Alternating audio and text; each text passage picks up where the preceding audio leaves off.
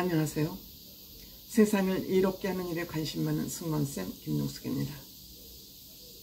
대한민국을 구한 이 남자, 다름 아닌 저를 유동규 씨라고 생각합니다. 지금 이재명 대표와 관련해서 이화영 경기부지사가 증언을 바꾸면서 사회적으로 큰 파장이 났고 있습니다. 민주당이 깜짝 놀라서 이화영 씨와 거의 별거 관계에 있다고 소문이 난 부인까지 회유를 하면서 민주당 주장이 무엇이냐면 검찰이 이화영을 회유했다. 그 회유를 무엇을 가지고 회유를 했냐. 이것이 화제고 주제로 떠올랐습니다. 다름 아닌 플리바게닝. 영어로 플리바게닝이면 우리나라로는 범죄 양거래라고 표현이 적절하지 않을까 생각합니다.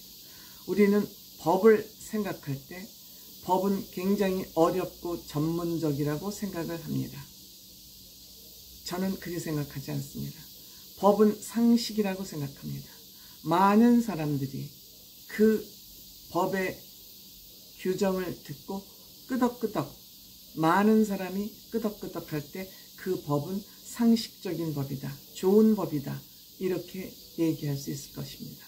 그럼 상식적인 법이란 인간을 존중하는, 인권을 존중하는 토대 위에서 만들어진 법, 모든 사람에게 평등한 법, 모든 사람이 불만을 갖지 않고 공평하다고 생각하는 법, 공평하고 평등하고, 이런 법이 좋은 법이라고 생각합니다.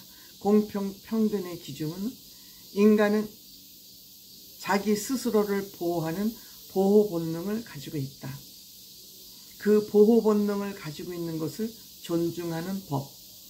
그렇지만 내 인격을, 내 본능을 보호하는 것만큼 상대방도 보호하고 상대방의 인격도 존중해야 된다는 그러한 가치관 위에 만들어진 법. 이것이 가장 상식적이고 보편적인 가치를 가진, 이것이 평등한 법이라고 저는 생각하고 있습니다. 때문에 내 인권이 중요하면 내 인권도 중요하다는, 내 권리가 중요하면 네 권리도 중요하다는 생각을 가진 사람이면 법을 대했을 때 맞아? 라고 생각이 되어야 되고, 그렇게 생각하면 좋은 법입니다.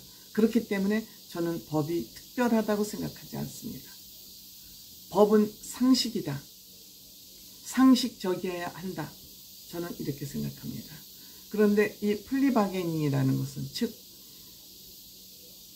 범죄를 수사하는 검찰과 범죄자로 예상되는, 결정은 안 됐습니다.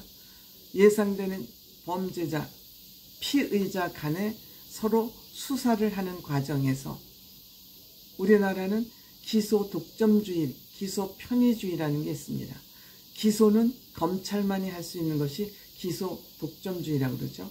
그래서 이 검사들이 기소를 하는데, 기소는 재판을 일으키는 거잖아요. 법원에다가 검사가 범죄 사실을 조사한 것을 기반으로 해서 이것은 재판을 해 주십시오 하고 검찰이 법원에다 재판을 해달라고 하는 것이 기소죠. 재판을 일으키는 겁니다. 그러니까 이 재판을 일으키기에는 범죄 사실이 확실해야 기소를 할 수가 있죠. 그런데 뇌물공여나 마약 범죄 같은 것은 확실한 증거가 없으면 자백이 결정적인 단서가 될 수 있습니다. 근데 보통 인간들은 자기 보호 본능이 있기 때문에 묵비권을 행사할 권리도 있고,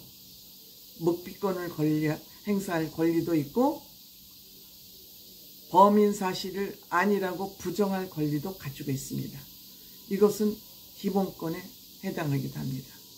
그렇기 때문에 이들이 계속 묵비권을 행사하거나 범죄 사실을 부인할 경우 검찰에서는 네가 자백을 하면 죄를 조금 감해 줄 수도 있어.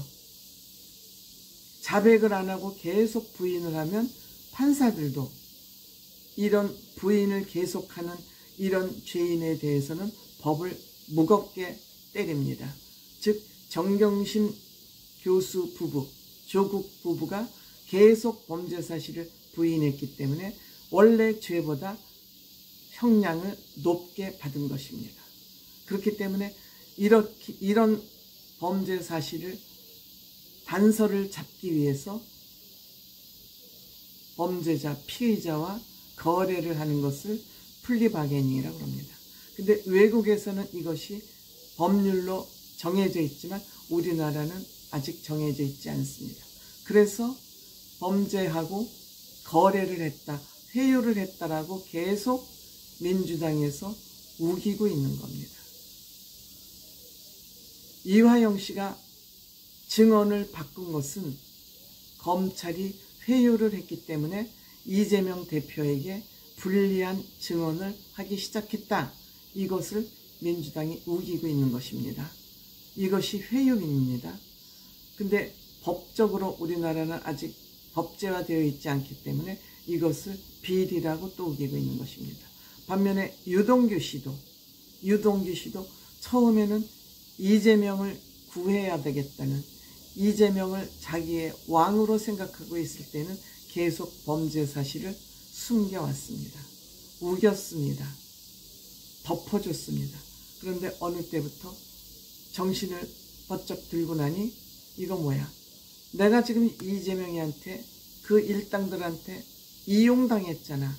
그 사실을 알고 눈이 번쩍 뜨이는 순간 모든 이재명의 사건을 다 불기 시작하고 지금 바깥에 나와서도 내가 지은 죄는 지은 죄만큼 받겠다. 그렇지만 내가 이재명이 죄까지 덮어쓰지는 않겠다 하고 모든 것을 사사건건 밝히고 있습니다. 그래서 유동규 씨는 내가 앞으로 이재명이를 말려 죽일 거라고 했습니다. 그런데 지금 이화영 전 경기부지사도 이와 같이 내가 이재명 죄는 이재명이 받고 이화영 씨 내가 지은 죄는 내가 받겠다라고 마음을 바꾼 것 같습니다. 그래서 지금 대한민국을 구한 남자, 저는 유동규라고 얘기하는 것은 유동규 씨가 이재명 대표의 범죄 사실을 밝히지 않았다면 이 죄는 얼마든지 이재명의 범죄 사실은 묻혀갈 수가 있었습니다. 묻혀갈 수가 있었는데 지금 이재명의 범죄 사실이 사사건건 지금 밖으로 드러나고 있고 여기에 이화영 씨도 또 같이 뜻을 하고 있는 거 아닌가 이런 생각이 듭니다. 유동규 씨 확실히 우리나라를 범죄국으로부터 구한 남자입니다. 물론 유동규 씨가 과거에 그 본인이 잘못했던 그 과거의 사실을, 비리를 다 반성하고 있고 솔직하게 말도 잘해요. 이 남자. 능력도 있어요. 능력이 있으니까 이재명이 아마 중하게 썼겠죠.